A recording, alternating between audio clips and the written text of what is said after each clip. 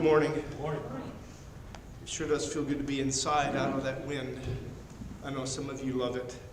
I don't understand you. Today we'll be ending this series about strength of heart. And we'll begin a new series next week. So today we're going to end this whole idea of strength of heart, seeing that God gave Jesus the strength of heart to deal with opposition. Sometimes we do ourselves a great disservice. When we look at Jesus, we see that he was sinless, and so we just discard him as any help to us because we say, well, we can't be like him. We should not do that, because when we do, we're immediately giving the devil a foothold of an excuse for why we can't be like Jesus. We have that example. We have that model. So I want us to begin in 1 Peter chapter 2. 1 Peter chapter 2, verses 21 to 23.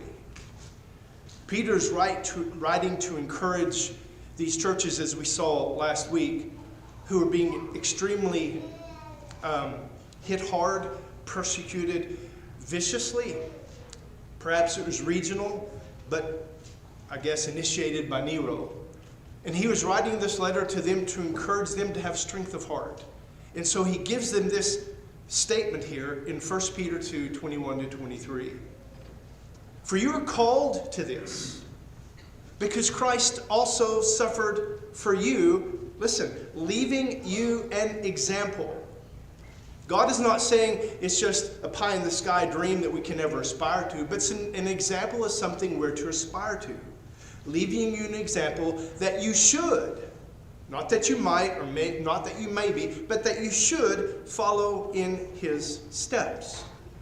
Don't be dismissive of that idea. That is God telling us through his Spirit, through Peter, that we need to follow in his steps. Now he goes on and says in verse 22 why we need to follow his steps. He did not commit sin, and no deceit was found in his mouth. When he was insulted, he did not insult in return. When he suffered, he did not threaten, but entrusted himself. There's the key. He entrusted himself to the one who judges justly. He went to God in faith.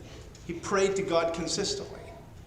To have the strength of heart we need to follow the example of Jesus, it's not going to come from our own human physical strength. It's going to come because we, as immersed children of God, have received the gift of the Spirit who enables us to have the ability to be transformed by the power of God.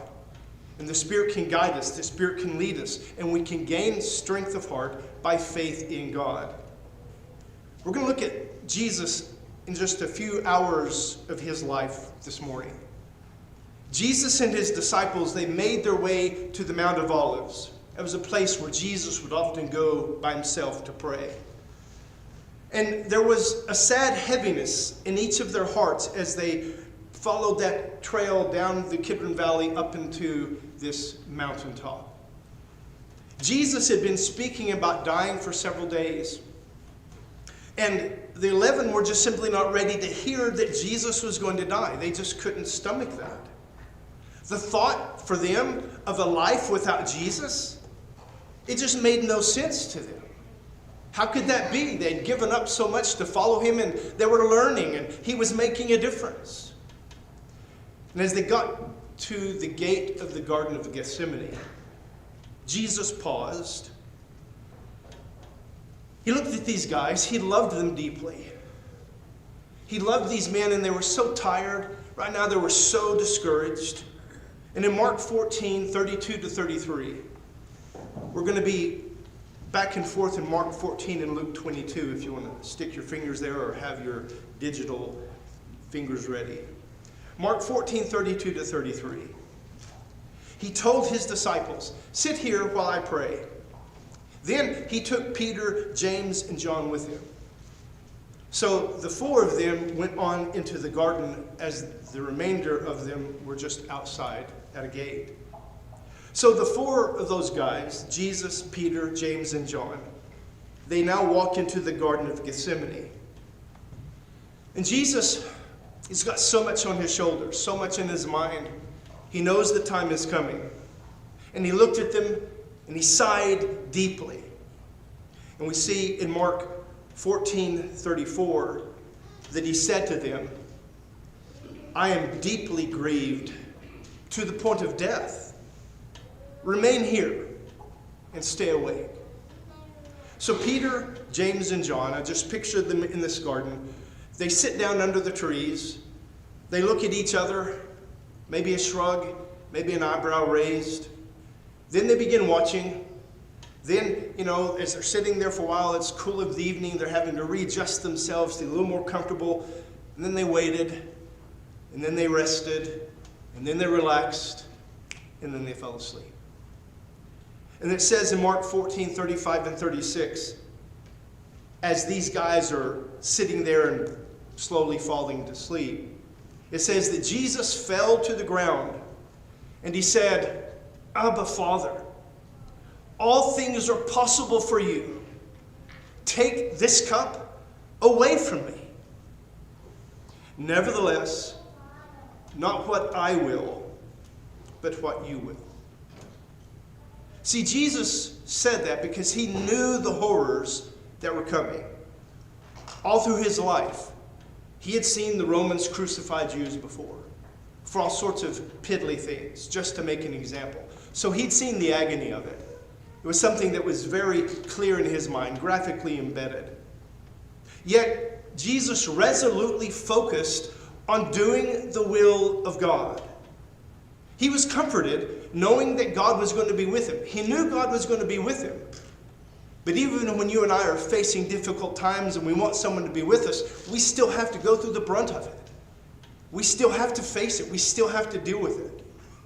So Jesus prayed so intensely, Luke says in Luke 22:44, Jesus prayed so intensely that his sweat became like drops of blood falling to the ground.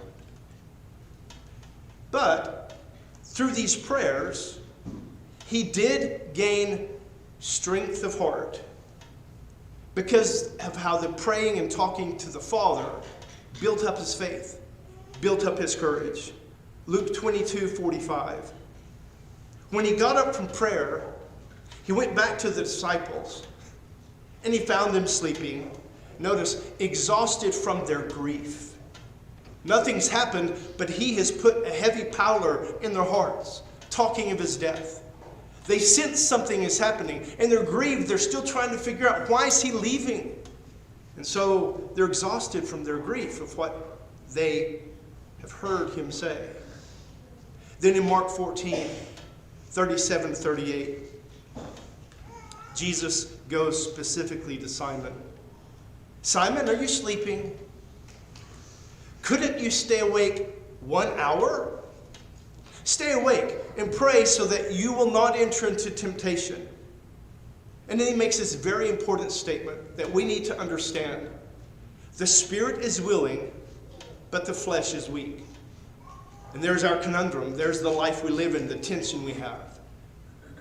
As immersed disciples of Jesus, we've received the gift of the Spirit that enables us to connect to the spiritual realm, to God. And he gives us strength, and the Spirit knows the direction we should go. The Spirit of God is guiding and connecting with us. We should go that way, but the flesh wants these things. And our whole battle is, who wins? The desire of God or the desires of the flesh? That's a daily, moment-by-moment battle that you and I, by faith, must face. But we must trust that the power of God is greater than the temptation of the flesh. That's why we need to get closer to God.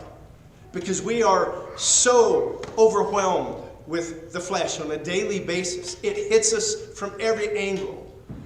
And if we can see past what man has made, we can see glimpses of God and be reminded of who we should be. But you think of this moment. Jesus, he knows these guys. He's going through the same thing. We often read this as he's telling them the spirit is willing, but the flesh is weak. But that's his battle right now. His spirit is willing, but his flesh is weak. It's his struggle. And he feels so alone. These guys who are closest to him can't help him because they're so overwhelmed with their own grief. So again, Jesus goes back to pray. And then once again, he goes back to his disciples, and there they are still sleeping.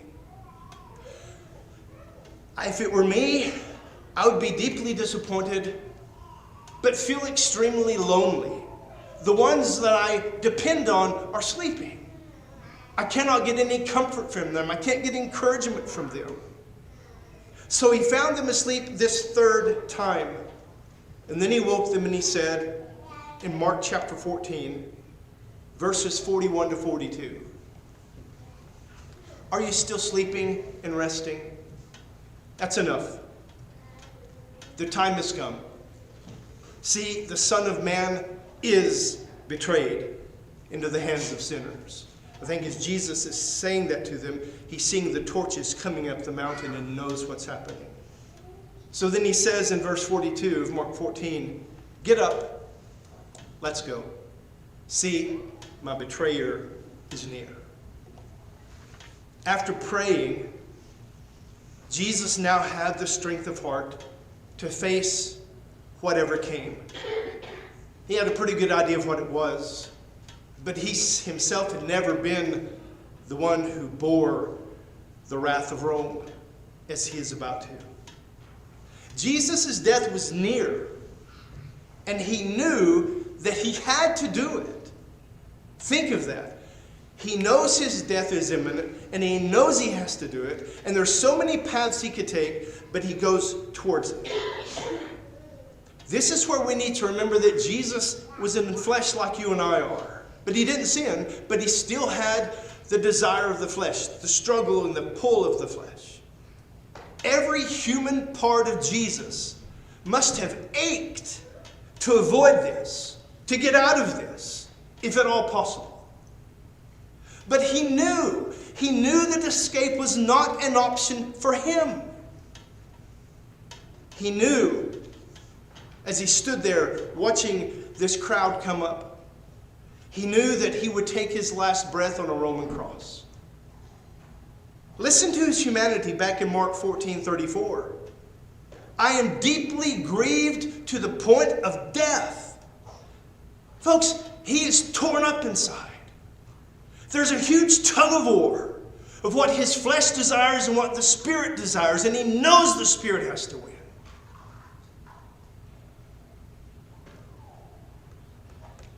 He had to overcome his desire for self-preservation. He had to suppress every instinct, every urge to fight or to run from this approaching death. He knew that in order for the world to be redeemed, this world that he loved so much, he knew it had to be him to do this. He knew no one else could. He had the intent, but still at this point, he didn't yet have the strength of heart to step forward into the jaws of death. Think about that for a moment. Jesus did not have the strength to let himself die. That's a battle, to fight the desire to preserve yourself for a bigger cause, for a bigger purpose. It almost sounds unbiblical, right? That Jesus at that point didn't have the strength to die. It's interesting that in the Gospels we see that Jesus spent some of his last hours asking the Father to give him a way out of this moment. To face what he knew had to happen, he prayed to God for the strength of heart to go through with it. To go through with what he had to do to redeem us, to redeem all of humanity. Because if this failed, there wasn't another option or plan. So God gave him the strength of heart to do what he knew he had to do. It's interesting, in Luke 22:43, it says, "An angel from heaven appeared to him at this moment, strengthening him." I love that. And we need to understand, in some form or fashion, God is going to strengthen us when we're up against it because of our faith. When we're trying to make a decision for God's kingdom, for his purposes, to keep our path on the path of Jesus, God will grant us a strength of heart that doesn't come from ourselves, but it comes from God. So God gave Jesus the strength to keep his fists at his side as the soldiers grabbed him. Don't think he didn't struggle with that.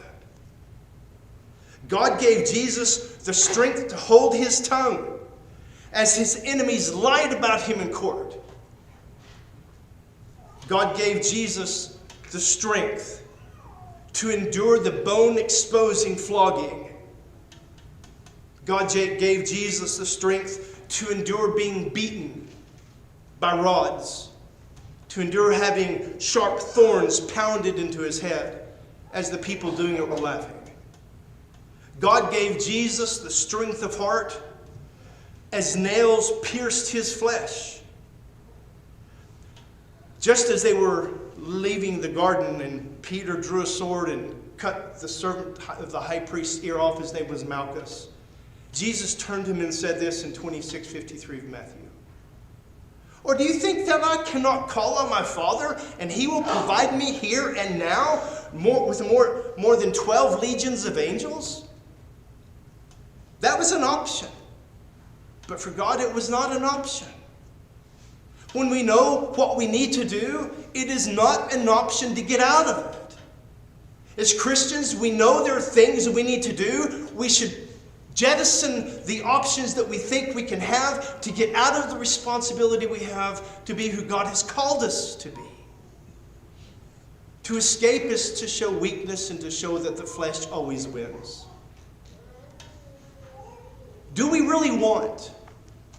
I think it's important that we ask ourselves this. Do I really want the needed faith? Do I really want the strength of heart to face the injustices that Jesus did and handle them the way he did? Do I really want the faith to do that? Would we, if we were Jesus, would we have resisted the arrest? Would we have protested and demanded our rights in front of the court? If we had been in the place of Jesus, would we have spewed hatred at our accusers, exposing what we knew about their sin in their hearts? If we'd been in the place of Jesus, would we have begged anyone we saw to help us escape this situation? If you and I had been in the garden, begging God for a way out of the waiting horrors, would we have made a run for it?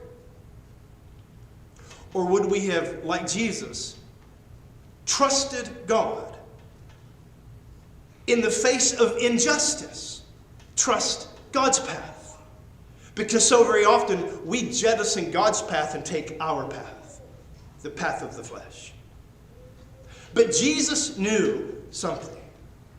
And Jesus remembered something that we don't always remember.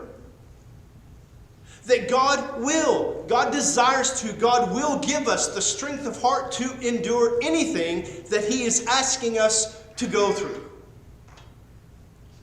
Have we entrusted our souls to him totally?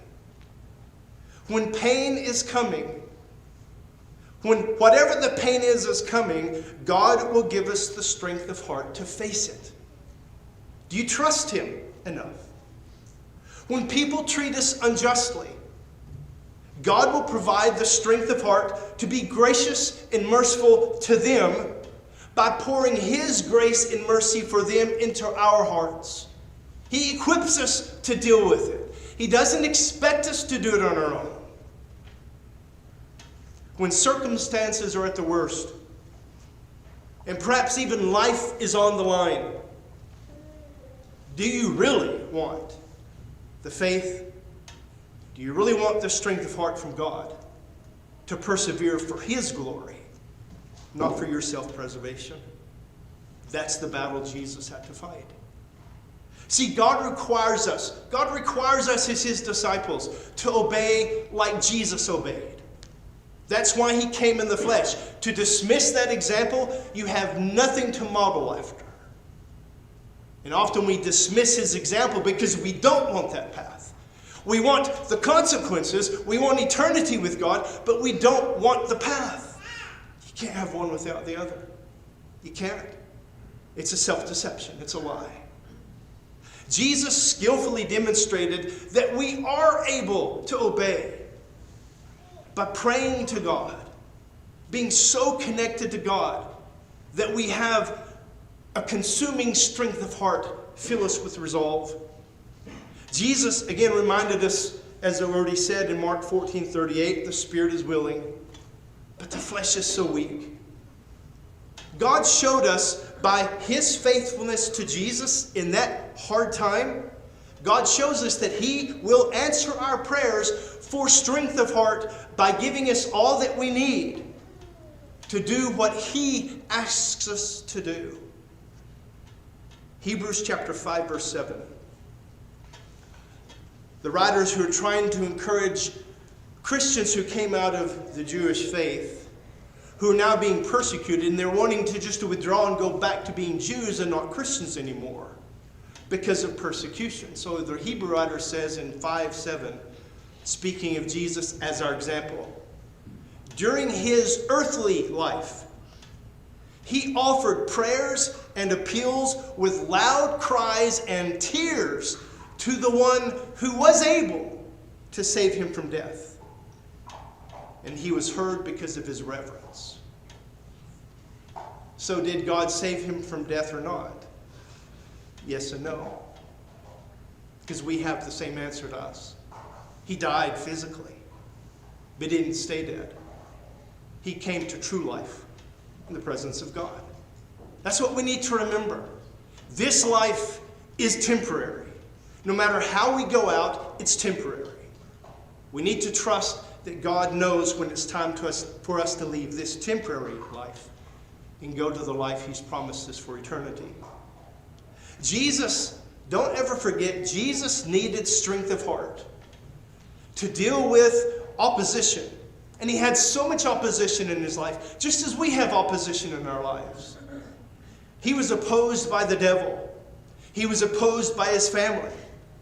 He was opposed by the Jewish leaders, the tone setters of their religious culture. He was opposed by the Roman authorities, and he was opposed by the jealous and misguided Pharisees. His entire life was one opposition after the other.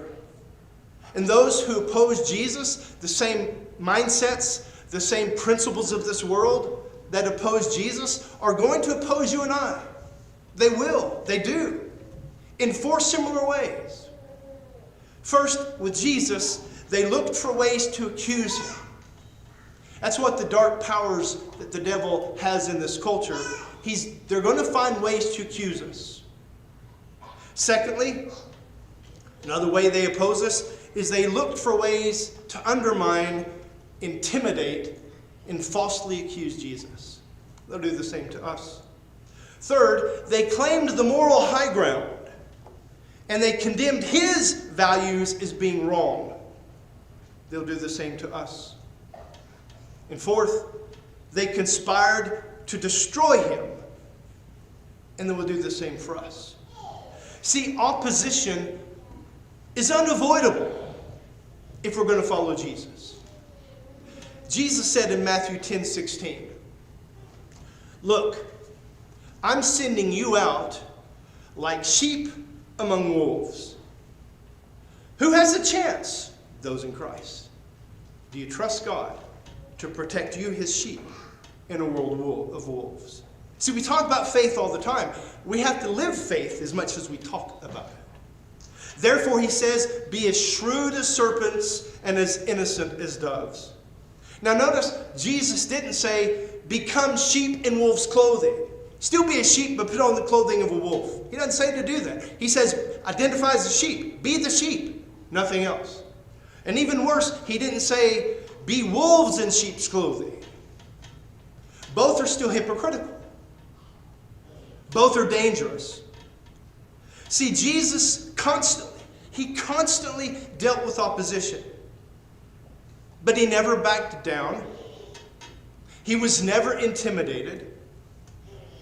And if he's our example, we shouldn't be either. We should not back down from the truth. We should not be intimidated by evil. We need to hold the truth. We need to stand our ground and trust God. John 15:20. We don't really like to remember this promise of Jesus. I like most of them, but this one not so much. John 15:20. A servant is not greater than his master. If they persecuted me, they will persecute you also. Yeah, but there's not really a yeah. See, these are the things we don't like to hear. These are the hard teachings of Jesus that we like to be dismissive of and focus on the good, the easy, the beautiful.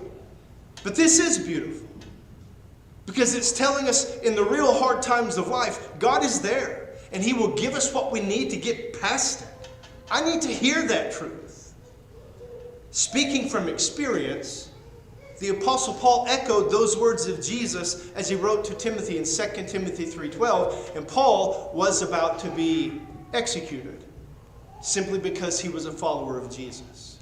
And he said, in fact, all who want to live a godly life in Christ Jesus will be persecuted. Both of those statements are promises. They're not maybes. They're promises. But we can't stomach those promises if we haven't fully bought into God. Our trust has to be more than something that brings us here on Sunday mornings. Our trust has to be big enough that will allow us to move into situations we're not comfortable with, to go places we never thought we would be, to do things we never felt we had the ability to do, to say things we never thought we would be able to put together in a logical way. We've got to trust for God to use us. We know how to handle opposition the way the world does. We know very well how to handle opposition the way the world does. But we're not called to do that. You and I are called to handle opposition the way Jesus did. We've got to hold up His example and toss away the example of the world. Yeah, but no, there's no yeah, but this is Jesus. Yeah, but let's be pragmatic. No, let's be faithful. Are we really going to follow Him? Are we just going to be churchgoers? Or are we going to be disciples of Jesus? That's the important question. And they're not always the same thing. Being a disciple of Jesus is hard. The hardness of going to church is setting your alarm and getting up on an off day and gathering with a bunch of people. Like Jesus, you and I have a mission to fulfill that's God-given. And regardless of our circumstances, regardless of the opposition, our mission, our daily life mission is to follow Jesus. And whatever deters us from our God-given purpose, whatever is deterring us is opposing God. It's opposing God's will for our lives. You and I were redeemed in Jesus. We just took the Lord's Supper. We need to remember those emblems are reminding us that not only does He sacrifice, but we will sacrifice as well to be His people. We were redeemed to please God, not our flesh. Strength of heart. Strength of heart comes from spending time with God. How do you spend time with God? You read His Word. You pray. And then you practice it. See, Jesus bought us. And Jesus added us to His fellowship. So let's meet with His covenant people at minimum every Sunday. So we can build up each other's faith to continue to follow Jesus. We made a covenant to pursue Jesus' example. So follow Him. Find ways to graciously and mercifully serve those that God has placed in your world. We are redeemed to serve God and to serve others, not to serve our self-interests. So use the gifts and talents that God has given you to serve Jesus' disciples and to serve your neighbor in the world.